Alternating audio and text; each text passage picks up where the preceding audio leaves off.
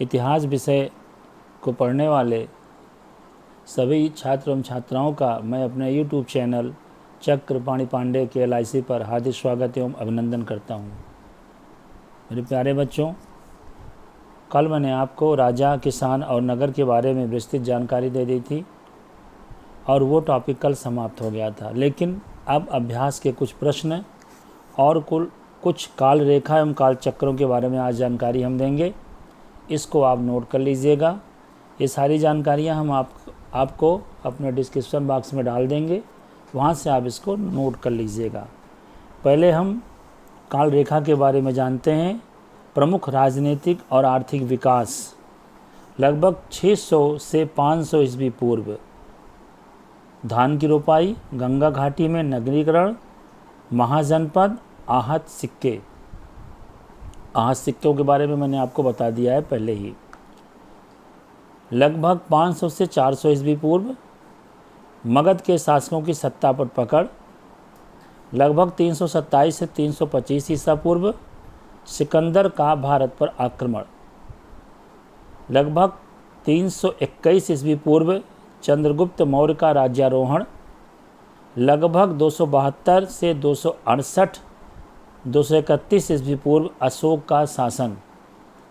ये लगभग इसलिए क्योंकि कोई निश्चित तिथि नहीं है, इसलिए लगभग लगाया जा रहा था, अनुमान के द्वारा बताया जा रहा है।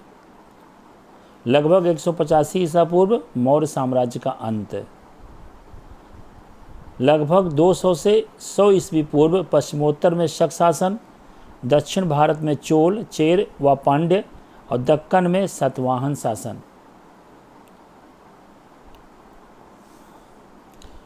लगभग 100 से 200 ईस्वी पूर्व पश्चिमोत्तर के शक, मध्य एशिया के लोग शासक, रोमन व्यापार, सोने के सिक्के। लगभग 78 ईस्वी पूर्व कनिष्क का राज्यारोहण। लगभग 100 से 200 ईस्वी पूर्व सातवाहन और शक शासकों द्वारा भूमदान के अभिलेखीय प्रमाण। ये मैंने आपको कल पढ़ाया भी था और ये बहुत महत्वपूर्ण टॉपिक है, इसको आप पढ़ लीजिएगा। लगभग 320 ईस्वी पूर्व गुप्त शासन का प्रारंभ। लगभग 335 से 375 ईस्वी पूर्व समुद्रगुप्त। लगभग 375 से 415 ईस्वी पूर्व चंद्रगुप्त द्वितीय, दक्कन में वाकाटक। लगभग 500 से 600 ईस्वी पूर्व कर्नाटक में चालुक्यों का उदय और तमिलनाडु में पल्लवों का उदय। लगभग 606 से 647 ईस्वी पूर्व कन्नौज के राजा हर्षवर्धन चीनी यात्री श्वेन त्सांग की यात्रा। लगभग 712 ईस्वी पूर्व अरबों का सिंध पर विजय। अब यहाँ पर हम आपको बताते हैं, जो लगभग मैं बता रहा हूँ उसी के बारे में एक नोट है, ध्यान से सुनिएगा। आर्थिक विकास का शुद्ध काल निर्धारण आसान नहीं है। साथ ही उपमहाद्वीप में अनेक भिन्नताएं हैं जिन्हें काल रेखा में इंगित नहीं किया गया है। विशेष विकास के विशिष्ट काल का उल्लेख किया गया है। कनिष्क के राज्यारोहण की तिथि निश्चित नहीं है, अतः राज्यारोहण की तिथि के साथ प्रश्नवाचक चिन्ह लगाया गया है। इनको आप देखते रहिएगा। अब आते हैं काल रेखा 2 के बारे में। अभिलेख शास्त्र के क्षेत्र में महत्वपूर्ण प्रगति। 18वीं शताब्दी 1784 में बंगाल एशियाटिक सोसाइटी का गठन। 19वीं शताब्दी 1810 का दशक कोलिन मैकेंजी ने संस्कृत और तमिल भाषा में 8000 अभिलेख एकत्रित किए। 1838 जेम्स प्रिंसप द्वारा अशोक के ब्राह्मणी अभिलेखों का अर्थ निकाला गया। 1877 में अलेक्जेंडर कनिंघम ने अशोक के अभिलेखों के एक अंश को प्रकाशित किया। 1886 में दक्षिण भारत के अभिलेखों के शोधपत्र इपिग्राफिया कर्नाटका का प्रथम अंक प्रकाशित हुआ। 1888, ये बहुत इम्पॉर्टेंट है, एपिग्राफिया इंडिका का प्रथम अंक। 20वीं शताब्दी, आजकल हम किस शताब्दी में हैं? 21वीं शताब्दी में। 20वीं शताब्दी 1965 से 66 तक डीसी सरकार ने Indian epigraphy and Indian epigraphical glossary प्रकाशित की। तो ये कुछ महत्वपूर्ण काल रेखाएँ थीं जिनको आपको याद करना है। ये सवाल आपके यहाँ 10 नंबर का आता है महत्वपूर्ण तिथियों से संबंधित। अभी आप तैयारी कर लेंगे तो ये आपके लिए आगे बहुत काम आने वाला है। अब कुछ प्रश्नों के उत्तर आपको लिखने हैं, जैसे 100 से 150 शब्दों में ये लघु उत्तरीय प्रश्न के उत्तर लिखने हैं। आरंभिक ऐतिहासिक नगरों में शिल्प कला के उत्पादन के प्रमाणों की चर्चा कीजिए, यानी लिखिए हड़प्पा के नगरों के प्रमाण से ये प्रमाण कितने भिन्न हैं। नंबर 1 सवाल। नंबर 2 सवाल, महाजनपदों के विशिष्ट अभिलक्षणों का उल्लेख कीजिए। नंबर 3, सामान्य लोगों के जीवन का पुनर्निर्माण इतिहासकार कैसे करते हैं। नंबर 4, पांड्य सरदार को दी जाने वाली वस्तुओं की तुलना दंगुन गांव की वस्तुओं से कीजिए, आपको क्या समानताएं और असमानताएं दिखाई देती हैं। चौथा सवाल और पांचवा अंतिम सवाल, अभिलेख शास्त्रियों की कुछ समस्याओं की सूची बनाइए। तो ये हो गया आपका लघु उत्तरीय प्रश्न। इसके अलावा कुछ प्रश्न और हैं लघु उत्तरीय में, आप नोट कर लीजिए, और विस्तृत उत्तरीय में भी इनको लिखिएगा। बहुत महत्वपूर्ण सवाल है ये। मौर्य प्रशासन के प्रमुख अभिलक्षणों की चर्चा कीजिए, अर्थात लिखिए।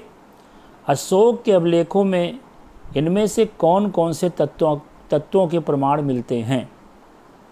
नंबर 7, यह 20वीं शताब्दी के एक सुविख्यात अभिलेख शास्त्री डीसी सरकार का वक्तव्य है। भारतीयों के जीवन, संस्कृति और गतिविधियों का ऐसा कोई पक्ष नहीं है जिसका प्रतिबिंब अभिलेखों से नहीं मिला है। चर्चा कीजिए। बहुत ही महत्वपूर्ण सवाल है, मोस्ट इम्पॉर्टेंट सवाल है ये, मैंने लिख दिया है। नंबर 8, उत्तर मौर्य काल में विकसित राजत्व के विचारों की चर्चा कीजिए। ये भी बहुत महत्वपूर्ण सवाल है और ये आपके एग्ज़ाम में आ सकता है। अब ये इतने सवाल मैंने आपको बताए हैं, उनको आपको नोट्स के रूप में तैयार करना है। मानचित्र में महाजनपदों को आपको इंगित करना है। मौर्य साम्राज्य में शामिल रहे होंगे उन्हीं महाजनपदों को आपको इंगित करना है।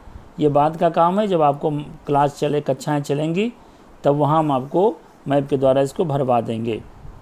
तो ये कुछ प्रश्न थे जिनको मैंने आपको बताया। इसके अलावा इसमें कुछ प्रायोगिक प्रश्न हैं जो मैं आपको बता रहा हूँ। आज प्रचलित 5 विभिन्न नोटों और सिक्कों को इकट्ठा कीजिए। ये प्रायोगिक सवाल है। जो लोग कहते हैं इतिहास में प्रयोग नहीं है, इतिहास में प्रयोग है, आप कीजिए इसको। आज प्रचलित 5 विभिन्न नोटों और सिक्कों को इकट्ठा कीजिए। इनके दोनों ओर आप तो देखते हैं और इनका वर्णन कीजिए।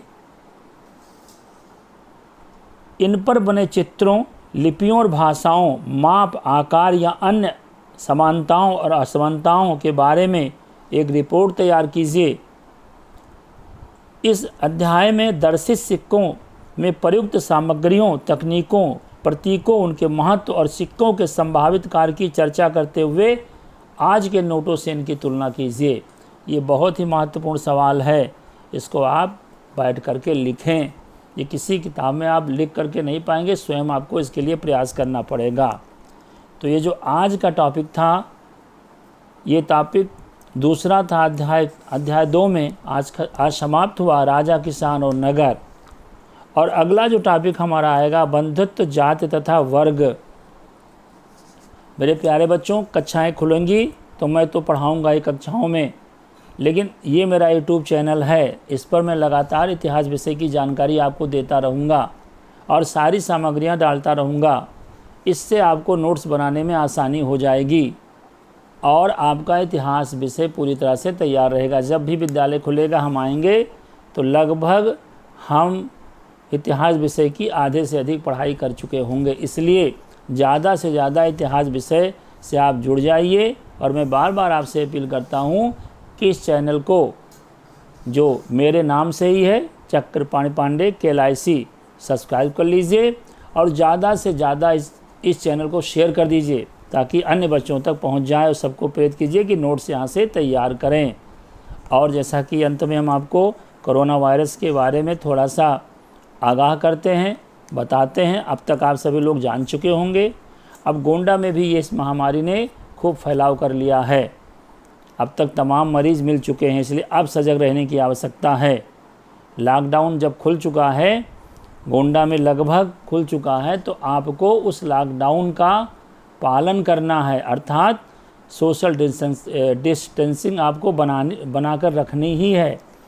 अब आप ज़्यादा से ज़्यादा बाज़ारों में नज़र मत आइए, अपना काम कीजिए, क्योंकि अब आपको और एहतियात रखना है। बार बार हाथों को सैनिटाइज कीजिए। अब बाहर निकलिए तो मास्क का प्रयोग कीजिए और मार्केट से ग्लव्स खरीद लीजिए, जो मेडिकल स्टोर पे मिलते हैं उन ग्लव्स का भी प्रयोग करें। अब बहुत ज़रूरी हो गया है बचाव का, क्योंकि अब ज़्यादातर गोंडा के बाज़ार खुल चुके हैं, मार्केट खुल चुके हैं। तो आपके कर्नलगंज के आसपास के क्षेत्रों में भी मार्केट खुले होंगे। अब ज़्यादा एहतियात रखना है और अपने अभिभावकों को ज़्यादा से ज़्यादा सचेत करते रहना है। चूँकि दुकान होगा सबका, जाएंगे, कोई प्रोफेशन होगा तो उनको बताते रहना है कि इस तरीके से वो अपना बचाव करें, ताकि इस कोरोना वायरस से हम निपट सकें। इससे भयभीत नहीं होना है, बचाव की तरफ आपको ध्यान देना है। बहुत बहुत धन्यवाद। आपका दिन शुभ हो।